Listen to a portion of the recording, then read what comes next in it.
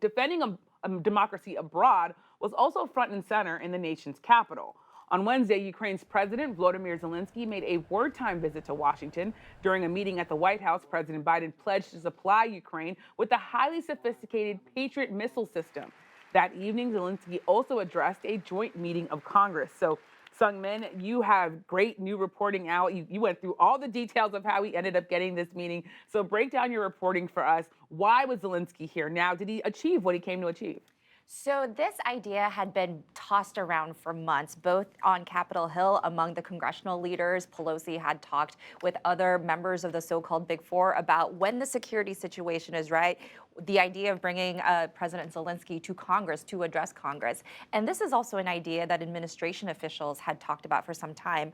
A U.S. official told me that Biden and Zelensky had talked about a meeting. So in that December 11th phone call between the two leaders, President Biden, feeling that the security situation was okay, asked him, if you still want to come, we would be happy to host you. And that was when President Zelensky said, the time is now right. I want to come.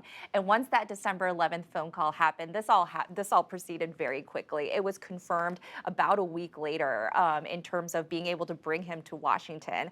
And of course, security was very paramount for President Zelensky. And he had the cover, he had the protection of the U.S. government from the moment he left Ukraine and came to the U.S. He was on a U.S. Air Force jet when he arrived at Joint Base Andrews, just outside Washington. He was accompanied by the U.S. ambassador. He was traveling in a U.S. embassy vehicle as he went through Poland, which is where he got on the airplane and then came here to Washington and had all sorts of protection while he was here. But he really delivered a powerful message when he was standing alongside Biden and when President Biden continued to pledge U.S. support for the efforts in Ukraine. And I thought his remarks on Capitol Hill, while it was certainly to the broader Congress, it really did seem aimed at House Republicans at many parts during the speech. We know that there is a growing faction of Republicans on Capitol Hill, mostly in the House, but some in the Senate as well, who are getting more and more skeptical of this continued Ukraine aid. And there was a line that we played earlier where he said, "Your money is not charity. It's basically an investment in global security and democracy. It's being handled appropriately." And that is him trying to make the case that what Congress is doing in terms of continuing to funnel aid really matters for the global community writ large. And what's been the impact, do you think, of his visit, both on President Biden, who's been reluctant at times to give him all the weapons he wants, but also on those Republicans that you said are wondering whether or not they want to continue to give aid to Ukraine? For President Biden, it really closes out the calendar year, these past 8 months, showing to the world that the country remains united alongside Zelensky, alongside Ukraine. And it's a powerful image and a powerful signal that administration officials tell me they wanted to send, particularly as the fighting gets more tough, as the winter, comes. And for Congress, I'm not sure that what Zelensky said, as powerful as it was, changed much minds. Like, you had House Republicans either who attended the joint session or who did not come out and say, we still want more oversight of the money. We want to see inspectors general. We don't understand why we're spending U.S. taxpayer dollars abroad, and my constituents don't understand that. And I don't think that sentiment changes. I will be looking to see how much that sentiment grows in the next year as this war persists, because we don't know how long this is going to last. We don't know how long Russia is going to keep up with its invasion and how long Ukraine is going to need the U.S. support. Well, I'm so happy that you're here to break all that down because we needed all of that broken down. And Scott, I want to come to you. What are you hearing on Capitol Hill about Zelensky, the impact of Zelensky's visit? I was really struck with what I heard in the U.S. House chamber today. They were wrapping up the negotiations and the debate on that $1.7 trillion spending bill to keep the government open and keep the lights on. And as was just mentioned, a component of that is $45 billion in aid for Ukraine.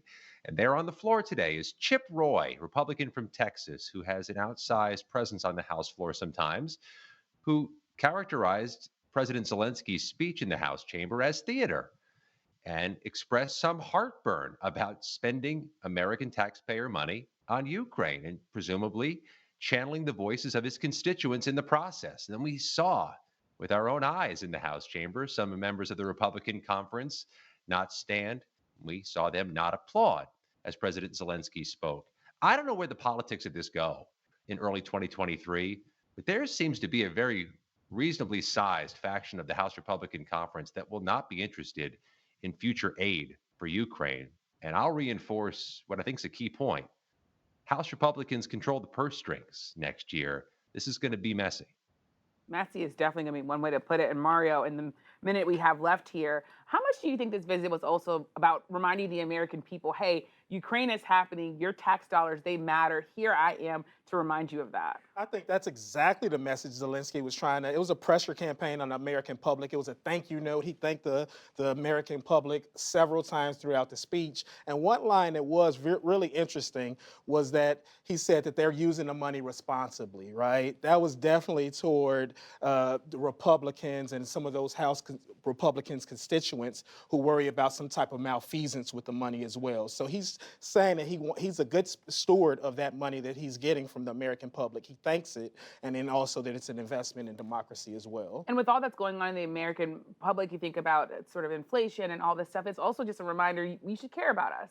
Yeah, no, absolutely. And you saw some of the rhetoric where he tried to tap into some of that patriotic vein. He mentioned the Battle of the Bulge, the Battle of Saratoga. He quoted FDR as well. So he was really going for some of those emotional heartstrings of the American public also. Definitely leaning in and reminding the American people that we matter in Ukraine. So definitely a powerful message. We'll have to leave it there for now. Thank you so much to our panel for joining us and for sharing your reporting.